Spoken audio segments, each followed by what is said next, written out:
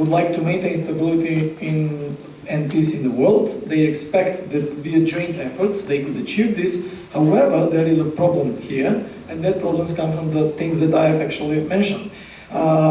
There is a different paths that they have taken, and they believe that this should be achieved, and this is why, as a result, we are seeing some pauses in the relationship between EU and China. In diplomatic and political system level, the EU and China have different political systems based on different ideological origins. And this pretty much in the past has, let's say, affected EU to dominate the political scene. However, what I'm saying the dominant political scene is because the political scene was preset up for them to do so as Western liberal values to be imposed as universal values. What I'm saying here is that I will explain with a clear example, let's say in the context of human rights approach. When you talk with the Westerner human rights activists, the only thing that he's assuming when he says human rights, I'm not saying general, most of them, are political rights. They don't talk about economic and, let's say, social rights. And this is also an argument that I would encourage you to find me and, let's say, Human Rights Watch report about social rights. Most of the reports are about the political rights, which pretty much is a result of the influence that the liberal democracy is trying to impose as and universalize those values. So it was easier for them when there was not, let's say, economical crisis that hit them, and it was easier for them when they were expanding the market. Once when the expansion of the market stopped, basically pretty much, then the crisis erupted, and there is also another stop that happened, let's say, in Afghanistan or in Iraq, for example. While Hillary Clinton tried to buy off one of the Taliban leaders and said, okay, tell me how much do you cost, we will invest in money, we will invest in everything, they say something that was stark, which was basically, a lady, you don't understand us. We are not here, we don't like your wealth, we don't like your infrastructures, we like basically fundamentalism. This is the first time that they pretty much, if I could say, as a barrier where this expansion of domination of liberal democracy has been stopped. I'm not saying that they are still not dominating the scene, I'm saying that the expansion has been stopped, and this is how actually shaped rising of other powers, for example. So basically those two directions in internal, between EU and China could be seen in internal matters and international level. Outcomes are inconsistencies that affect economic and other cooperation. So basically, the different political and ideological structure fails to correspond to the EU's expectations and affect many relations and decision-making between EU and China. On an international level, although both EU and China are seeking for multipolarity, they are taking different paths. While EU is taking multilateralism, China is taking sovereignty as a right to preserve its right as a nation state in solving issues. I'm not saying that China is always doing in every cases, but I'm saying is in the context of the EU relationship. So basically, that caused frustration, of course, among the EU regarding some of the basic fundamental rights that EU is struggling. So although China has signed both covenants, it failed to ratify the political and social right covenant, which basically frustrates the EU, and this is why they stopped some of the funding and some of the funding of the programs that were meant to basically develop capacities in China institutional labor, if I could say. So the other problem from the economic part is, let's say it could be seen from two perspectives. One is that China is a rising power, but faces several challenges. Second is that it's not in favor of EU because there is a substantial deficit on the EU side, because if we see from the beginning of this relationship, there is a significant growth of deficit in terms of EU, that EU is losing this side. again, there is a two sides of the coin of this story from in the economic context. One is saying that who cares? China has a cheap labor that is going to fail down because there is a significant drop in population. Second, that all those cheap labor and all of the good companies belong to the Westerners. The opposite of this direction, or the opposite of these views, are that, let's say, and they fail, what the argument is that they fail to see that China could play and be a military power and say, okay, I will monopolize this and I will take this. The other problem that is also frustrating and has been recognized by the European Commission is the piracy rights and piracy in the property rights issues that they have actually challenged this. Why? Because although you might argue that, let's say, iPhone 5 or let's say significant quality numbers are in a possession of the Western countries, you will see duplication of these products right next door, and no one is responsible for that. You can't hold China accountable for that. So this is the other side of the story about that. Opposing views there are also that in the military term, that China is not really a superpower, who is behind the world, the question, which is fair view, because according to published and what we can actually measure is only what is published by The Economist, published data, we can see that only 10% of the China actually deals with most of the wealth in China, and there is a huge gap between wealth and the poor in China. The other argument, or the contrary argument, is in the culture, which says that it's not about the wealth, how they perceive, because the perception of the wealth between Western powers and the Chinese culture is different. What they perceive as wealth is not measured in material, but is rather in idealistic or in a spiritual way. So, in information technology, China is advancing. They are using it as a forefront, and they are changing the instrument of power when they are approaching mightier enemy from them. So basically they are acting as non-state actors, attacking from cyberspace and causing a lot of troubles for the let's say opposing adversaries as they see and as they believe they are. When it comes to Turkey, since the outset of the European integration process in the aftermath of the World War II, Turkey has been an important economic and political partner to the EU and strategic military ally with the NATO. Turkey is also a member of the G12 group and is basically, comparing to its population and normal GDP, it's counted as the 20th country in the world, as according to some estimation. There is several things that I will jump here because it has been already mentioned. What I would like to stress out is that EU-Turkey relationship are based on three pillars. First, reaching a compromise concerning the Cyprus problem. If it is not resolving in the near future, it would risk hindering membership of negotiation. Second, the more the discourse of the Turkey is played along interest line, the more likely EU support will grow, and the more this discourse is played along identity lines, this support will decline.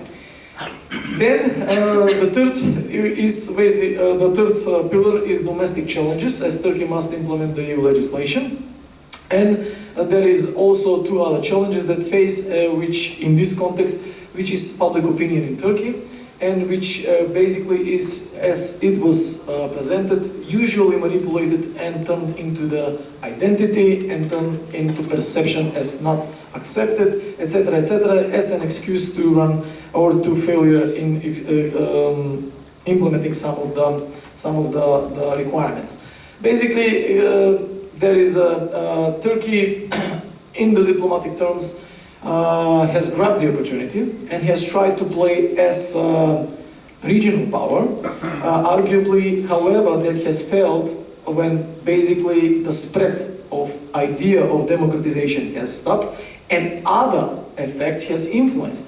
For example, although Turkey has started to interfere or interact with Syria, interact with, let's say, in the Gulf countries, specifically with Iraq, They interacted with Egypt, they interacted with other countries, and has been started, or some has argued that it could be a role model for Arab state after the Arab Springs.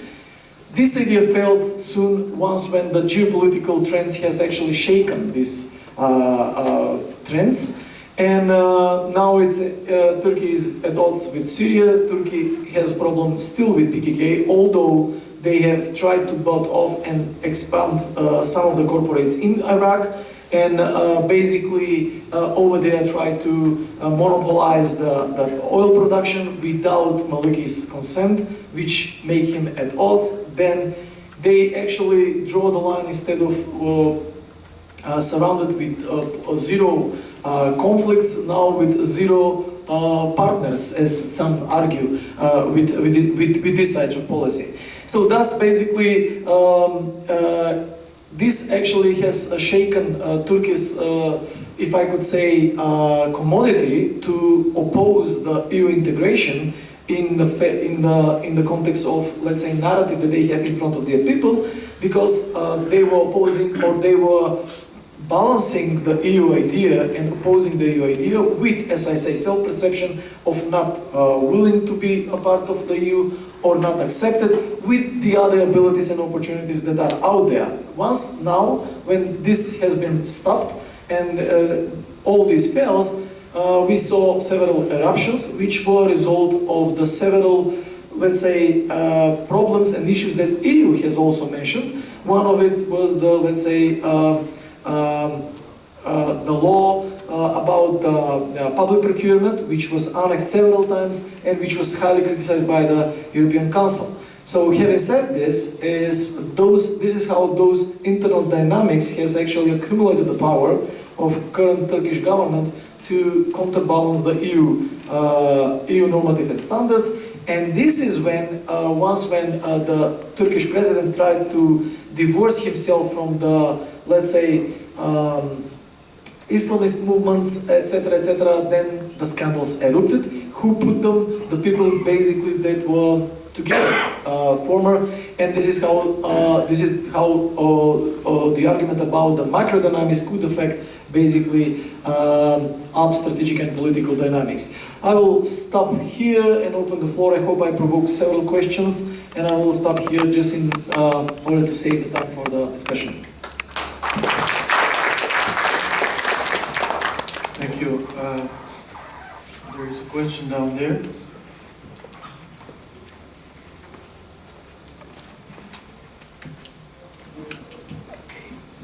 Yes, thank you.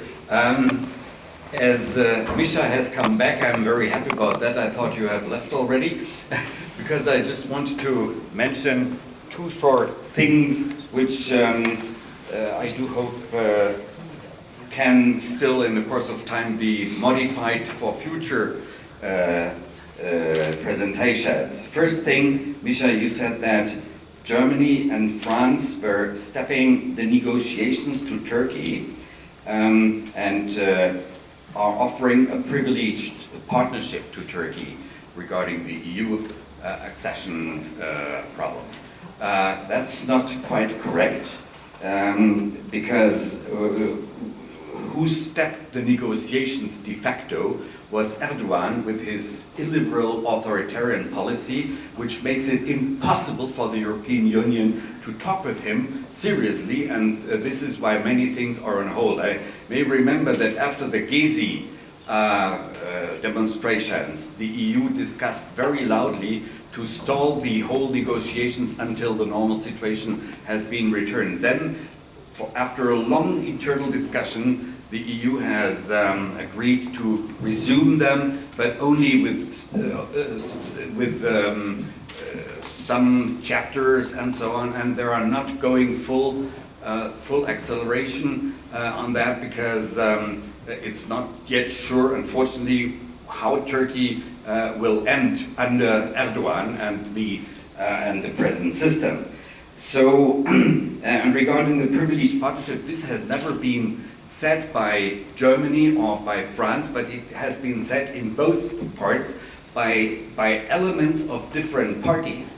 There is no party in Germany except the Bavarian CSU who said that before the last European elections, and that's one of the reasons why they fell down 8%, who really said that, but simple politicians from all the parties, including the Greens, the Liberals, the Social Democrats, the Christian Democrats, and so on, they said that as a possible solution, and there is a certain discussion about that, but that's not the party's policy. Above all, for Germany and France are valid the decisions of the Council of for the Council, European Council, from 2005, and this is still valid.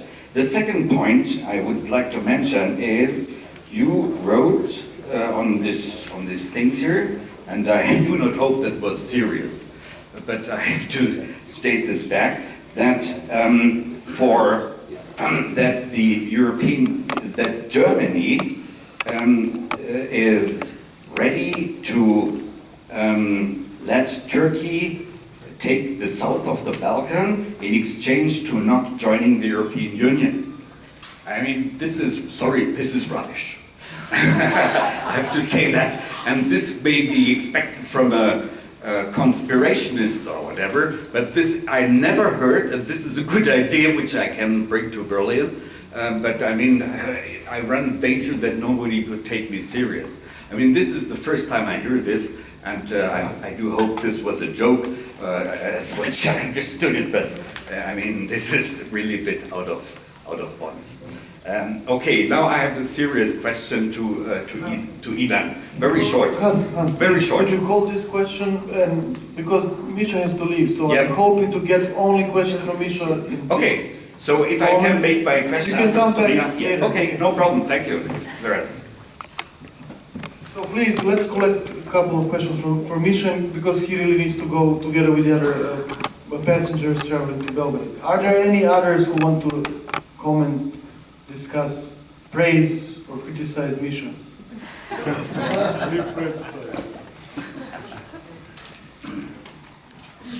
If not, that's it. These are the questions or comments.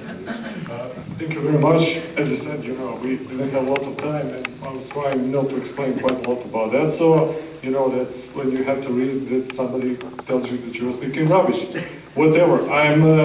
So then again, maybe it's with our ideological issues. I, as a conservative, would never have said something to somebody who came and tried to do something about that. But anyway, I'm joking a bit about our previous discussion. Well, going back to the issues. First, concerning the stalemate of negotiations, you're right, that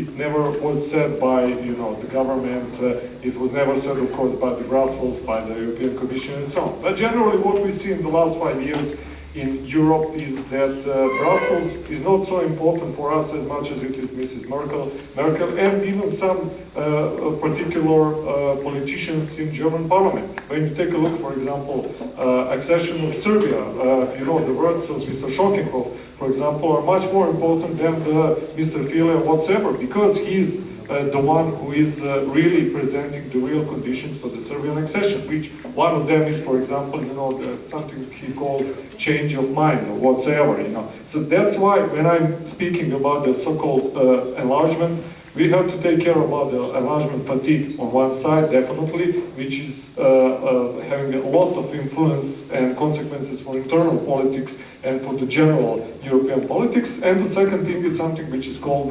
geopolitics of enlargement, in which we saw that Bulgaria and Romania were accepted in 2007. All the majority of the Germans by themselves were against that, many of the countries, and so on and so on. That's why I think that in this European and Turkish agenda, we have much more politics, much more different interests than real normative politics, which is based on Copenhagen criteria. And unfortunately, this is also true for Serbia. Concerning the second issue, I don't have time to explain, wouldn't have time to say about this speculation and so on.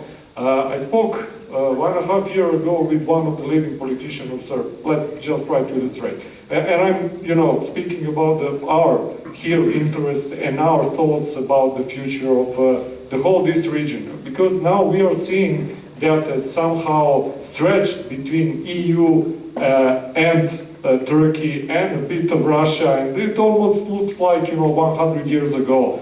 Beside all the normative good criteria of we all love each other and so on, we are seeing that unfortunately in realistic and geopolitical terms. And one of the leading politicians at that time that told me, I also do not like EU very much, but I think that, for example, it is the only way that we escape, Turks coming back and so on and so on. Just to try to illustrate, you may say that it is rubbish. For us, it is real, a very realistic hypothesis about the future of all this region. Okay. We thank Dr. Jurkovic, Dr. Reljic, and Dr. Tasic. Have a nice trip to Belgrade and go forward.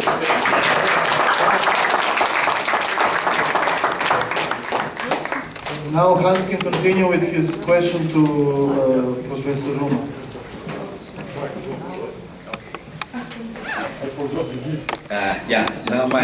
Now my issue for Inan Römer. The EU has a principle for new accessions to pacify somehow. If I say pacify, it's a very global expression. The environment of new member states. Now Turkey is a forthcoming member state. Sometimes it will join the European Union. I'm convinced of that, but not now, because Erdogan does everything to be an obstacle to this right now. The question is the Armenia issue. Could you please tell us something about the current tendencies in Turkey, within Turkey, and the politicking part of the population regarding the Armenia question? May there be a lifting of the border blockade? I mean, I know how it's undergone from both sides every day, but I mean officially one. And is there also, am I correct? Am I right in assuming that Turkey might soon be fed up with some attempts of the Azerbaijani government to embrace the big brother and to pull him in a certain direction? This is only regarding Nagorno-Karabakh, which may be solved autonomously by the Minsk group of the OSCE. But regarding Armenia, I'm interested mainly, what about the tendency to that? There have been some positive remarks by Prime Minister Erdogan in the last weeks regarding the so-called genocide, but would that be enough, and could that be followed by an effective thing in the sense of the football agreements concluded a couple of years ago, but not yet implemented? Thank you. Okay. Thank you. Well, let's be fair to everyone, even Recep Tayyip Erdogan. I will try to be fair to Recep Tayyip Erdogan, and let me say that the authoritarianism problem in Turkey did not start with Erdogan, although he is the current clearest example of authoritarianism, but he was not the only one, he has not been the only one, and even if he lives this life of government somehow, someday, we may still have authoritarianism problem in Turkey. I think, let's see the situation in this way. About the Armenian issue, I would say, first, to be fed up with the Azeri brother, small or big brother. No, basically, the mood in the society or in the political elite, no, we will not be fed up with the Azeri brother. And it's not only a sentimental relationship, but also energy relationship. So basically, we have good relations with a state, with a brotherly state, so to say, and good energy and economic relations. Why to destroy it just for improving the relations with Armenia? I think nobody in Turkey will find this convincing. About the relations with Armenia itself, basically the political elite and some segments of the society will be obviously inclined towards improving the relations with Armenia. opening the border, increasing trade relations, cultural relations, so on and so forth. But we are always stuck at this genocide issue, and that's the Armenian side, obviously, certainly, that put forward the genocide issue. And the general understanding in Turkish political elite and public opinion is that it was not a genocide, right? So it's not like they know that it's a genocide and they are hiding it. They think it was not a genocide, and they think they can prove it in legal cases or in historical discussions, in social sciences, whatever. They think they can prove that it was not genocide in all aspects. So in this sense, as long as there is this genocide insistence, we are getting stuck, and Turkey and Turkish political elite or intellectuals, whatever, say, let's discuss in terms of history, let's discuss intellectually, let's discuss in courts if you want, but it was not a genocide. And since the Armenian side is believing that it was truly a genocide and Turkey has to pay for it somehow, then we are stuck. And I'm sorry, I don't see any hope in this relationship within this nationalist framework of both countries. Thanks for the question. Okay, Professor Ramos.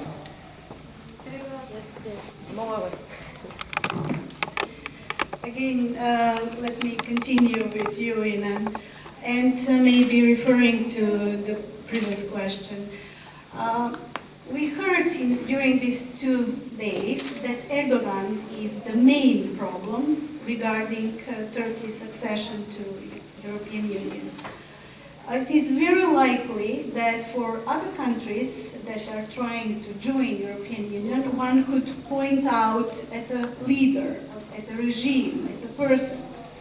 My question to you is, how is it possible that Turkey, who is running for so long a marathon toward European membership, how is it possible that these authoritarian tendencies are growing instead of reducing?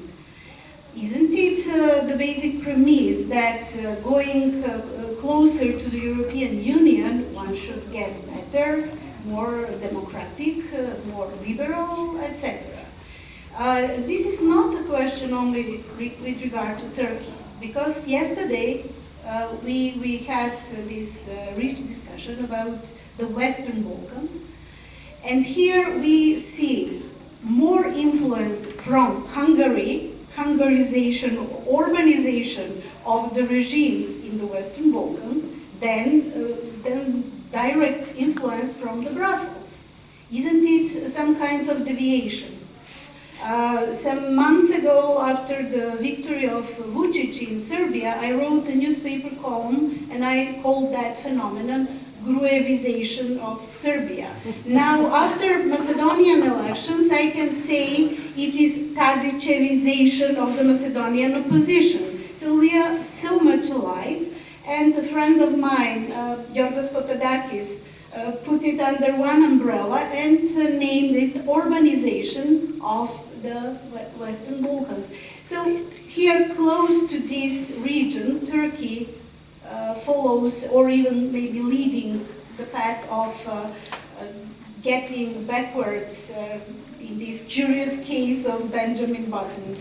I mean, it is a paradox that we're facing. So how do you see? Because if I may add just this last sentence, European Union usually, instead of tackling problems, social problems that produce this kind of regimes, they tackle the leaders, the elites, and point out and say, remove Erdogan and everything will be fine. I assume that there would be a new Erdogan soon if the political climate, if the political forces are the same, remain the same.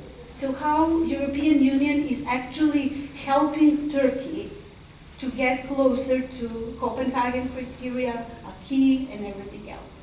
Thank you. Thank you.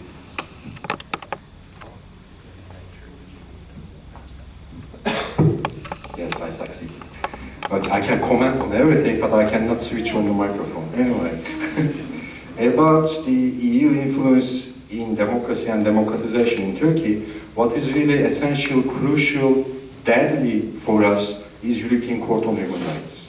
It's very influential in Turkey. Its decisions are somehow implemented, and for all those whose human rights are violated in Turkey and could not find a solution in Turkish courts, European Court of Human Rights is really a very substantial, very productive, very helpful exit, so to say. So it's